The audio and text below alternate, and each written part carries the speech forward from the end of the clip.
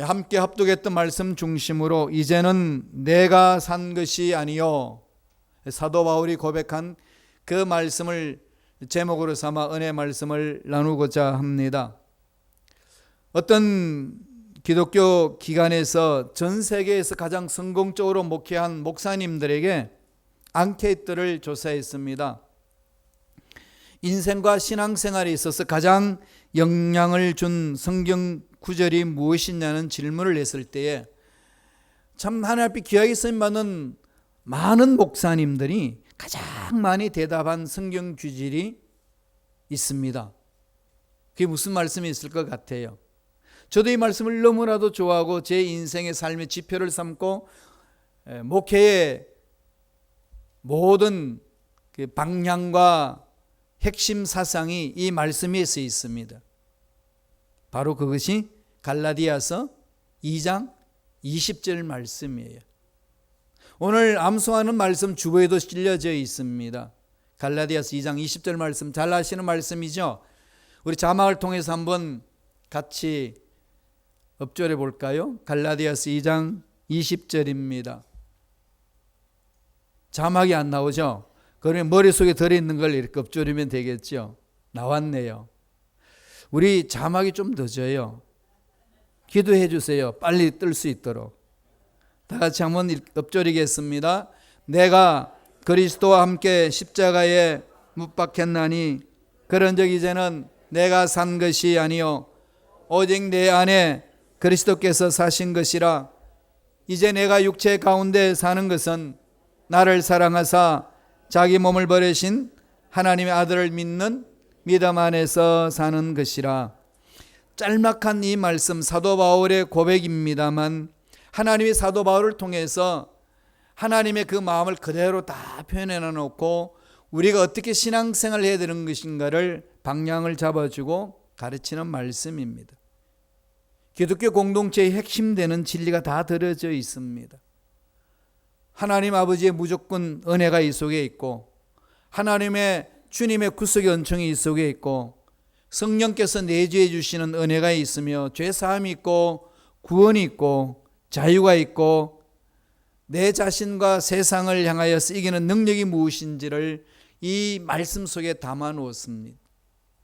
이 말씀을 묵상하면 묵상할수록 무궁무진한 진리와 그 깊이, 진리의 그 깊이를 체험할 수가 있습니다.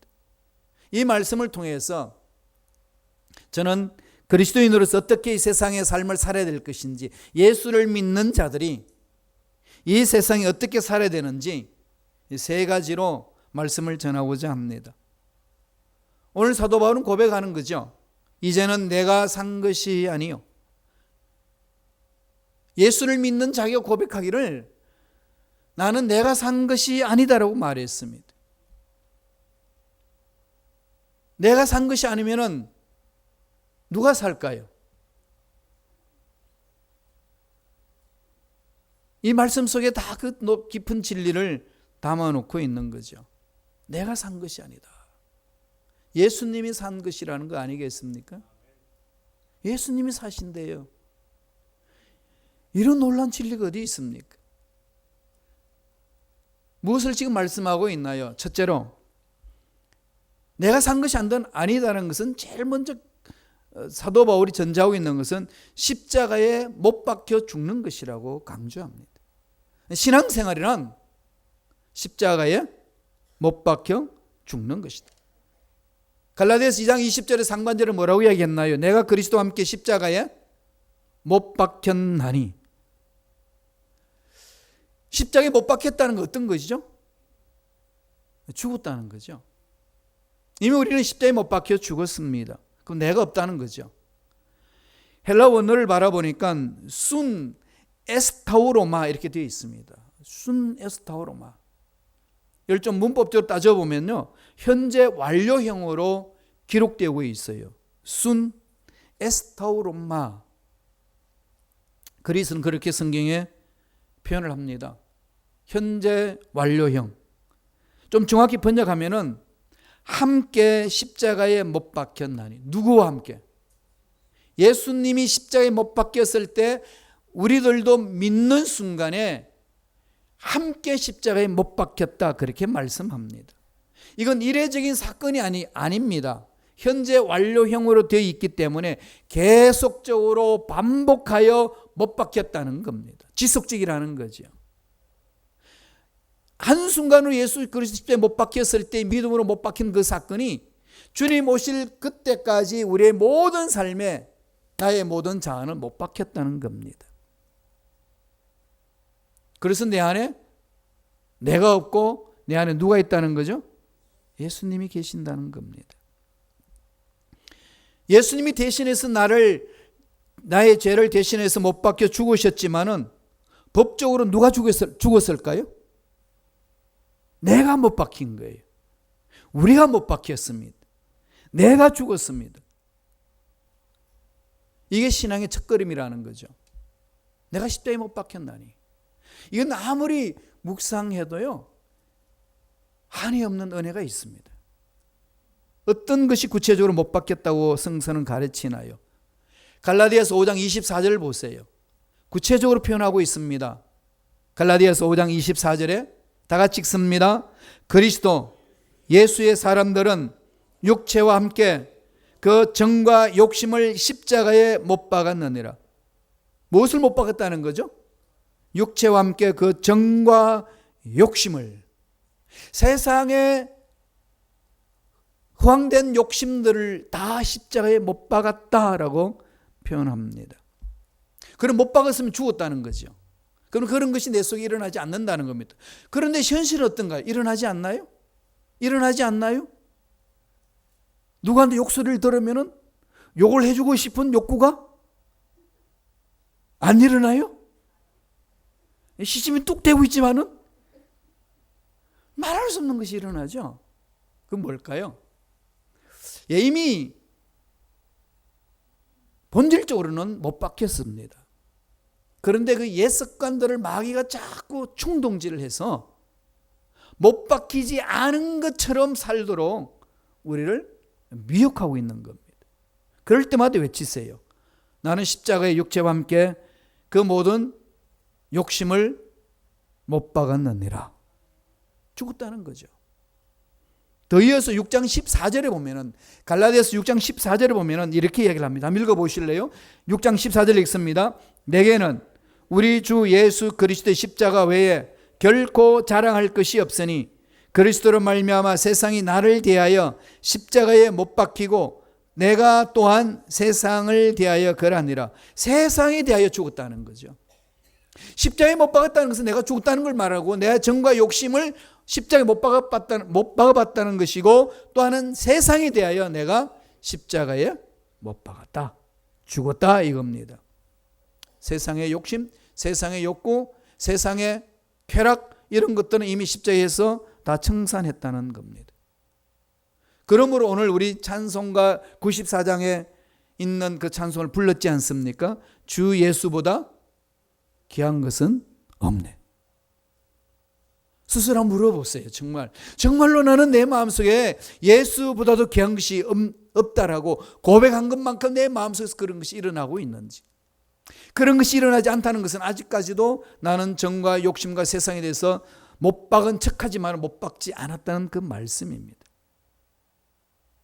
더 나아가서 로마서 6장 6절에 이렇게 말합니다. 무엇을 못 박았는지 말합니다. 읽어볼래요? 다 같이 읽습니다. 우리가 알거니와 우리의 옛사람이 예수와 함께 십자가에 못 박힌 것은 죄의 몸이 죽어 다시는 우리가 죄에게 종노릇하지 아니하려 함이라. 무엇이 못 박혔죠?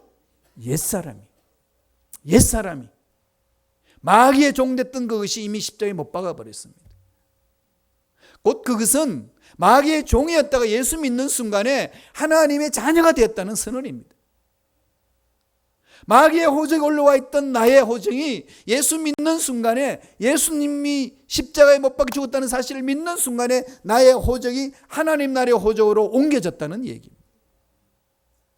순간적으로 변화가 일어났다는 사건입니다. 그러므로 나는 누구죠? 하나님의 자녀라는 겁니다. 하나님 나라에 등록되어 있습니다. 하나님 나라의 시민권입니다.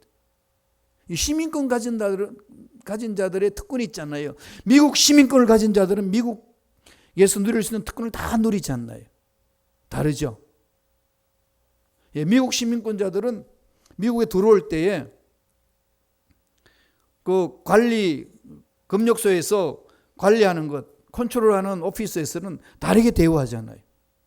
그냥 통과합니다. 그냥.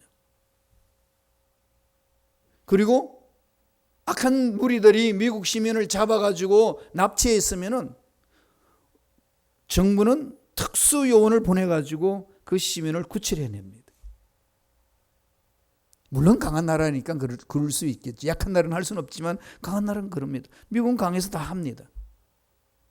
그래서 영화에도 라이언 일병 구하기, 그 일병 하나 구하려고 특수 요원들이 다 참여해서 목숨까지 버려가면서 그 일병을 구하러 가지 않습니까?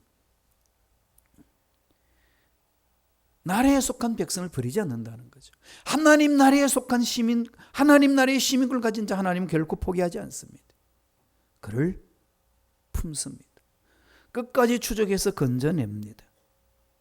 그런데 그럼에도 불구하고 우리들은 세상에 대한 욕심, 욕정, 근심, 걱정 다 못 박아버렸다고 성서는 정언하고 있는데 우리들은 자꾸 끌려다니지 않나요? 세상 문제에 어떻게 해야 되나요? 이런 부분들 어떻게 해결해야 되나요? 답은 말씀 안으로 들어와야 되는 겁니다. 로마서 6장 11절에서 답을 주고 있습니다. 다 같이 보실래요? 다 같이 한 목소리 읽습니다. 이와 같이 너희도 너희 자신을 죄에 대하여 죽은 자요 그리스도 예수 안에서 하나님께 대하여는 살아있는 자로 여길지어다. 나는 하나님의 자녀다 여기라는 겁니다. 죄에서 벗어났다고 여기라는 겁니다. 자꾸 그것을 바라보셔야 돼요. 세상이 끌린다고 끌려가는 그 세상의 욕심, 욕구에 그냥 내 자신을 맡겨버리는 것이 아니라 부정적인 생각이 들어오고 안 된다는 생각이 들어올 때마다 그 생각을 던져버리고 하나님이 할 수 있고 너는 하나님 자녀가 되었고 죄에서 벗어났고 하나님이 예배하신 복을 받아 누릴 수 있는 특권이 있다는 말씀을 자꾸 묵상하라는 겁니다. 그래서 우리는 우리 교회에서 매주 성경 한 구절씩 암송하기로 다시금 결정을 내리고 69절에 도전을 하고 있습니다. 연말에 성경 암송대회를 한번 하고자 합니다. 푸짐한 상품을 갖다 놓고 기대해 보시라. 그 말씀을 암송하면은 그 말씀이 내 살이 되고 내 피가 되고 내 삶의 모든 가치 기준이 됩니다. 히브리서 4장 12절에서 말씀하셨듯이 하나님의 말씀은 살아있고 활력이 있고 에너지가 있다고 그랬습니다. 그 말씀이 나를 사로잡으면 죽어가는 영혼들이 살아납니다. 침체되는 영혼들이 일어섭니다. 세상의 돈으로 힘으로 할 수 없는 그것들을 할 수 있는 능력을 부여해 주십니다. 이 교회에서만이 하나님의 말씀을 받는 자만이 체험할 수 있습니다. 변화돼요. 살아납니다. 여러분 잘 아는 이야기 있지 않습니까? 한국 초대교회 때에 그 1900년대에 유명한 부흥사 목사님 있잖아요. 그 목사님 이름 기억하시나요? 김익두는 원래 누구죠? 평양에서요. 과거 시험에다가 떨어져 가지고 인생 그냥 막 포기하다시피 살았어요. 그래서 평양이 깡패입니다. 김익두가 나타났다 하면은 다 숨어버려요. 동네 사람들이 장날만 되면 깡패 김익두가 나타나기 때문에 그 김익두를 만나지 않게 빌었다고 그래요.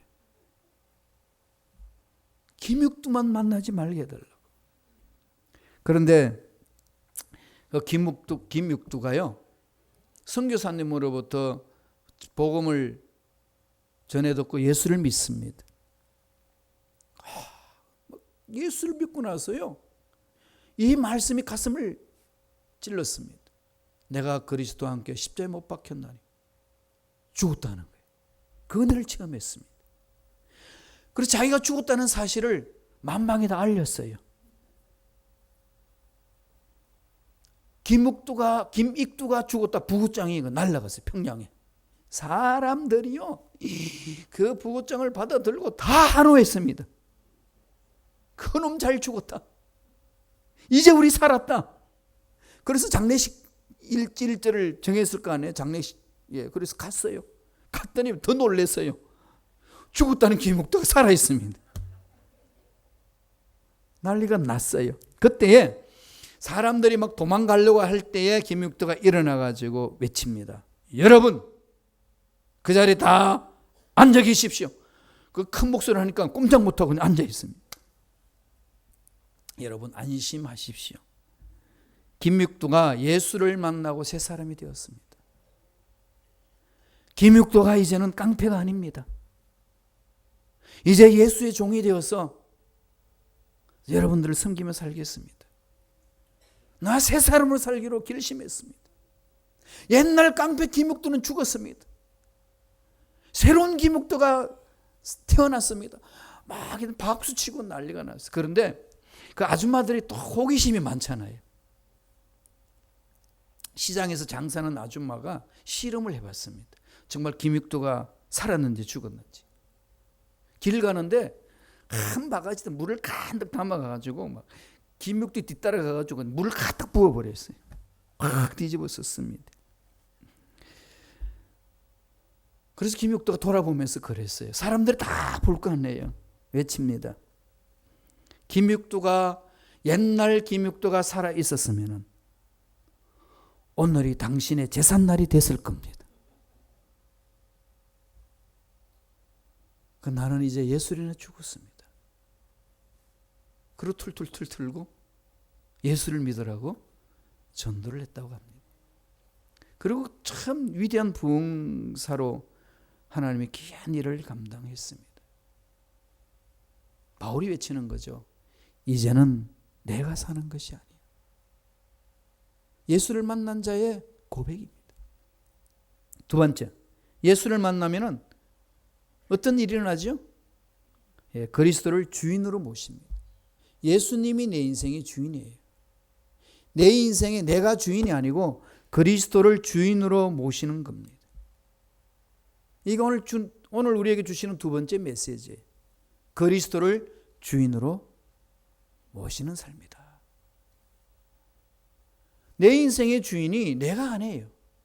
이제는 내가 사는 것이 아니요. 바울이 고백한 것은 예수님이 내 인생의 주인입니다.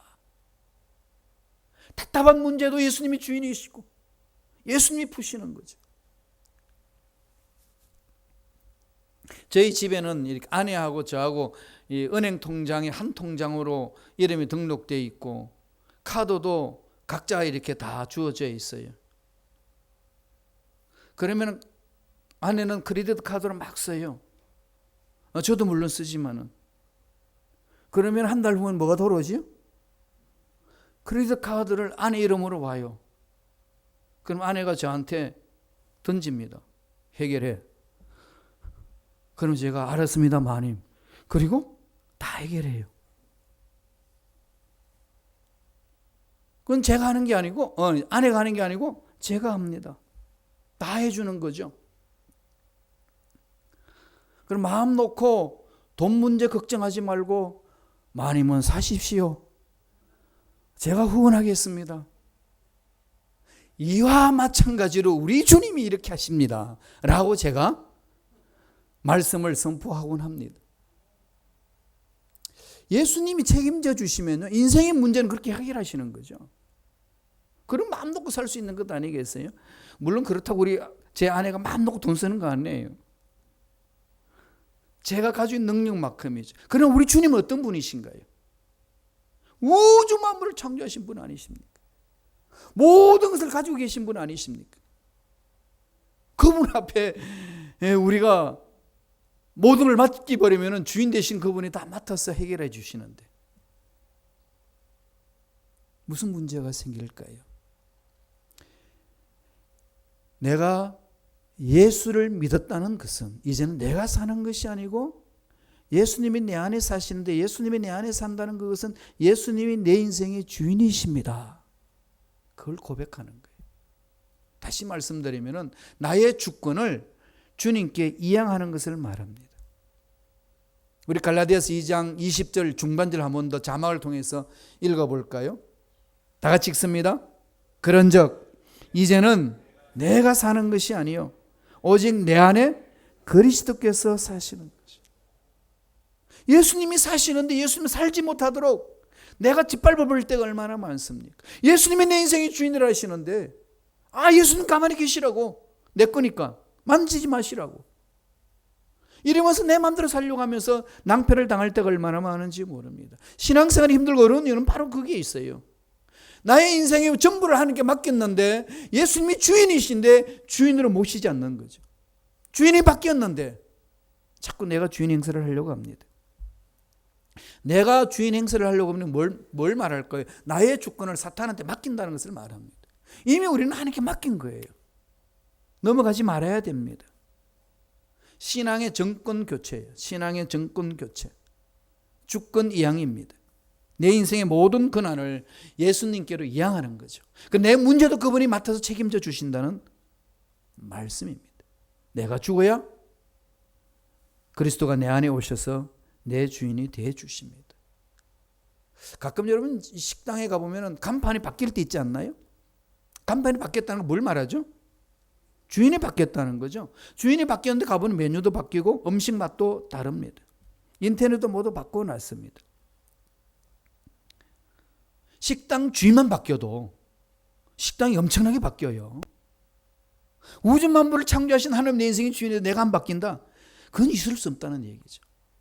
대한민국의 이제 대통령제 우리 5년제로 하고 있습니다만은 이걸 이제 헌법 바꾸자고 이야기를 하고 있잖아요. 그런데 대통령 한 번 바뀌면요, 새로 임명될 자리가 장차관을 비롯해 가지고 정부의 모든 그 기관들이요 약 3,000개 정도가 바뀐다고 합니다. 3,000개가 바뀌는데 그 3,000명이 바뀌는 그 일자리를 다 합치면은요 약 5만 개가 바뀐다고 합니다. 정부 하나 바뀌는데 5만 개가 바뀌는 거죠. 어마어마하지 않습니까? 정부보다도 위대하신 주님이 내 속에 왔는데 내가 바뀌는 것이 없더라. 있을 수 없다는 겁니다. 인생 내가 주인이 아니고 나의 모든 죄를 짊어지고 가신 주님이 주인이신 줄로 믿습니다. 그 주님을 바라보시고 주님을 주인으로 모셔서 주님이 이끄신 대로 따라감으로 승리를 맛보고 예배하신 복을 듬뿍 체험하고 누리는 저와 여러분 되기를 간절히 축원드립니다. 그래서 사도 바울은 고린도 교인들에게요 늘 이것을 강조를 했습니다. 고린도후서 13장 5절 보세요. 고린도후서 5장 13절 다 같이 읽습니다. 너희는 고린도후서 5장 13절 읽습니다. 너희는 믿음 안에 있는가? 너희 자신을 시험하고 너희 자신을 확정하라. 예수 그리스도께서 너희 안에 계신 줄을 너희가 스스로 알지 못하느냐? 그렇지 않으면 너희는 버림받은 자니라. 날마다 자신을 돌아보라는 거죠. 예수님이 정말 인생의 주인인지 돌아보라는 겁니다. 로드십이라는 것은 주님이 나의 로드입니다 그런 거예요. 나는 슬레이브입니다. 나는 노예입니다. 나에게 주권이 없습니다. 당신이 주인이십니다. 이를 고백하는 거잖아요. 그럼 주님이 주인이시면은 주님의 것인데 내가 인생 살면서 근심 걱정에 매여서 한숨 짓고 절망하며 낙심하며 뒤로 물러서야 될 일은 없다는 얘기입니다. 오늘 주님이 어떻게 내 안에 오셔서 사시나요? 주님이 지상에 계셨을 때 약속해 주셨습니다. 내가 너희들을 고아로 버려두지 않겠다고. 내가 다시 너희가 오겠다고 했습니다. 십자가에 죽으시고 부활하신 주님이 어떻게 내 안에 오시나요? 말씀을 볼까요? 요한복음 14장 18절에서 이미 말씀해 주셨습니다. 다 같이 읽습니다. 내가 너희를 고아와 같이 버려두지 아니하고 너희에게로 오리라. 성령으로 오신다는 거죠. 성령으로 내 마음에 오셔서 나의 생각을 사로잡아 주시고 나의 마음을 사로잡아 주시고 나의 삶을 사로잡아 주신다는 겁니다. 그래서 우리들은 날마다 해야 될 일은 성령님 인정합니다. 환영하고 모셔드립니다. 의지합니다. 나의 답답한 이 마음을 사로잡아 주옵소서. 내가 풀지 못하는 이 문제 풀어주시옵시고 우리 민족의 문제 풀어주시고 우리 교회 공동체 앞날 풀어주시고 우리 자녀들의 앞날을 풀어주시옵소서. 맡기는 거죠. 자꾸 모셔드려야 됩니다. 갈라디아서 2장 20절의 이 말씀에 이 담겨져 있는 진리는 무궁무진합니다. 오늘부터 한 주간 내내 저와 여러분들이 암송해야 될 말씀이에요. 이제 내가 사는 거 아니에요. 그리스도가 사시고 주인이 되셨습니다. 주인이 대신 주님을 모시고 살면은 우리의 삶 어떤 삶을 살아내야 될까요? 마지막 세 번째로 오늘 말씀을 통해서 가르쳐 줍니다. 뭘로 산다는 거죠? 예, 믿음으로 사는 것이라. 믿음으로 사는 거죠. 믿음으로 따라가는 겁니다. 내 가는 길에 주님 오시옵소서가 아니에요. 주님이 이끄시는 대로 따라가는 삶을 사는 겁니다. 주님이 이끄시면 이끄신 대로, 부르시면 부르시는 대로 가는 거죠.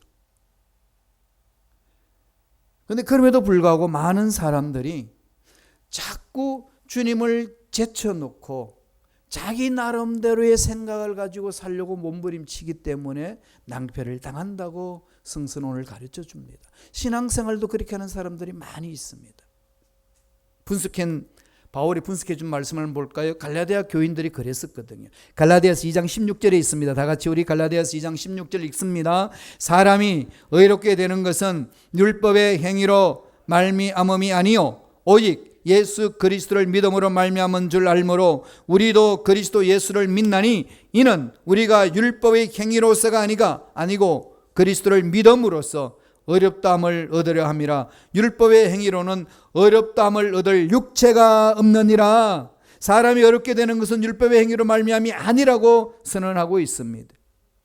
어느 누구도 율법의 요구를 응할 수 있는 힘은 아무도 없습니다. 하나님이 주신 율법 선한 겁니다. 선함에도 불구하고 그 율법을 지킬 수 있는 사람이 없다는 것이 문제 아니겠습니까? 주신 율법을 다 지키기만 한다면 우리 하나님이 예비하신 복을 받을 수도 있고 우리가 천국으로 갈 수 있어요. 율법 지킬 수만 있다면 가는 겁니다. 그런데 문제는 율법을 지킬 육체가 없다는 겁니다. 아담과 하와 타락하고 난 이후에 모든 그 후손들은 율법을 지킬 수 있는 능력이 없습니다. 그래서 율법을 지켜서 의롭게 되겠다고 외치는 그는 도달할 수가 없습니다. 그래서 하나님이 예수님을 통해서 답을 주셨어요. 로마서 8장에 보면은 그 말씀을 합니다. 율법이 육신으로는 연약해서 할 수가 없지만은 하나님은 하신다는 거죠. 죄로 말미암아 아들을 보내주셔서 죄를 다 탕감하게 만들어 주셨다. 그래서 율법의 요구를 다 이루게 해주셨다는 거예요. 그리고 예수님 십자가에 못 박혀 돌아가시게 하고 부활하시고 성천하신 후에 성령으로 이 자리에 오셨는데 그 성령의 능력의 이끌림을 받아서 우리는 믿게 되게 하고 예수님을 믿음으로 하나님 자녀가 되게 해서 하나님 예배하신 복을 받아 누릴 수 있는 특권을 주셨다는 겁니다. 그래서 그 이유는 우리 삶은 무슨 삶이냐? 예수님을 나의 구세주로 믿고 사는 삶이라고 했습니다. 그럼에도 불구하고 그 당시 갈라디아 교인들은 율법으로 내가 의로워지고 율법으로 하나님이 예비하신 그 복을 받아 누리겠다고 율법을 지키려고 몸부림친 사람들이 많았습니다. 그래서 사도 바울이 외치는 거죠. 하나님이 주신 그 율법 선한 거지만 율법을 지킬 수 있는 능력이 우리에게는 없기 때문에 율법으로 의에 도달할 수 있는 사람은 아무도 없노라고. 하나님의 주신 그 율법을 가지고 의롭게 되겠다 몸부림치는 자들은 하나님의 은혜를 저버린 자라고 그렇게 책망을 했습니다. 갈라디아서 2장 21절에 그 말씀을 하고 있습니다. 다 같이 읽어볼까요? 한 목소리로 합독하십니다. 내가 하나님의 은혜를 피하지 아니하노니 만일 의롭게 되는 것이 율법으로 말미암은 그리스도께서 헛되이 죽으셨느니라. 믿음으로 예수님의 십자가를 믿음으로 우리는 예수님의 그 십자가의 보혈로 우리 죄를 다 덮으시고 의로운 자가 되고 하나님이 우리를 보시고 의롭다고 칭해 주시고 의로운 자가 받을 수 있는 그 복을 허락해 주시겠다고 약속하고 있습니다. 그러므로 우리는 그 믿음으로 나아가는 겁니다. 여러분, 아브라함이 어떻게 해서 믿음의 조상이 되었습니까? 75세 부르심을 받아서 100세 될 때까지 올곧게 하나님의 말씀만 믿고 갔나요? 아닙니다. 많이 넘어졌어요. 많이 넘어졌습니다. 10년 동안 하나님이 약속하신 말씀이 안 이루어지니까 하갈을 취해서 이스마엘을 얻습니다. 애굽에 내려가지 말라고 그랬더니 애굽에 내려가가지고 사라가 너무 예쁘기 때문에 뺏길까 봐 너는 나의 누이라 하라. 그래서 속여서 그 사라 때문에 재산 챙겨서 나온 사람이 아브라함이에요. 그가 어떻게 믿음의 조상이 될 수가 있었나요? 그렇게 넘어지고 엎어지고 그러면서도 하나님이 그에게 말씀을 했을 때에 그 말씀을 포기하지 않고 끝까지 믿고 달려갔습니다. 백세가 되어서 자기 몸에 죽은 것 같음과 살해돼 죽은 것 알고도 믿음이 약하여지지 아니하고 하나님의 약속을 의심치 하고 믿음에 견고하여져서 하나님께 영광을 돌리고 약속하신 것을 능히 이루실 줄을 확신하였으니. 힘들고 어렵고 넘어지고 엎어지고 주저앉으면서도 약속하신 말씀을 저버리지 않고 붙들고 갔다는 얘기입니다. 저와 여러분들이 신앙생활 속에 찾아오는 여러 가지 힘든 일이 있을 때에 뒤로 물러서고 좌절하거나 낙심하지 마시고 약속의 말씀을 붙들고 일어서서 달려갈 때에 하나님이 예배하신 복을 듬뿍 체험하게 해 주실 줄로 믿습니다. 우리는 그렇게 믿음으로 가는 겁니다. 2차 대전 때에 런던에 있었던 일입니다. 아버지와 아들이 독일군의 폭격을 받아서 건물 안에 갇혀버렸습니다. 그러고 간신히 빠져나왔는데 아버지는 아들의 손을 잡고 피할 곳을 찾다가 폭탄이 떨어져 있는 큰 구덩이에 떨어졌습니다. 사람 키보다도 큽니다. 턱 떨어졌어요. 그러니까 그게 먼지가 자욱합니다. 보이지가 않습니다. 아버지는 밑으로 떨어져서 그 지하로 날아갈 수 있는 길로 가는데 아들은 그 위에 있습니다. 아버지가 외칩니다. 야, 뛰어내려라. 아빠 아무것도 안 보여. 그럴 때에 그 굴 속에서 외치는 소리가 있습니다. 야, 나는 네가 다 보인다. 그냥 너는 나만 믿고 뛰어내려. 그냥 그 아버지 말을 믿고 그냥 뛰어내렸습니다. 뛰어내렸더니 아버지가 품에 푹 안고 있습니다. 하나님이 하신 말씀이 바로 이 관계 아니겠습니까? 눈에 보이지 않고 손에 잡힌 것이 없고 귀에 들리는 게 없어도 아버지께서 약속하신 말씀 1.1억도 변함이 없기 때문에 하신 말씀을 믿고 나아갈 때에 하나님이 말씀하셨기 때문에 제가 믿고 갑니다. 그 믿음으로 달려갈 때에 하나님이 예배하신 그 놀라운 복과 은혜를 듬뿍 체험하고 누릴 줄로 믿습니다. 그게 하나님의 은혜 속에 들어가는 삶 아니겠습니까? 믿음으로 사는 삶이란 그럽니다. 바로 우리가 그런 자들입니다. 이제 내가 사는 것이 아니고 내 안에 그리스도께서 사십니다. 그리스도가 주인입니다. 그리고 주님이 말씀하신 말씀에 이해가 되든 이해되지 않든지 간에 하나님이 말씀하셨기 때문에 나는 믿고 갑니다. 이 믿음으로 주님 오실 때까지 승리를 누리며 나누는 저와 여러분 되기를 간절히 축원합니다. 기도하겠습니다.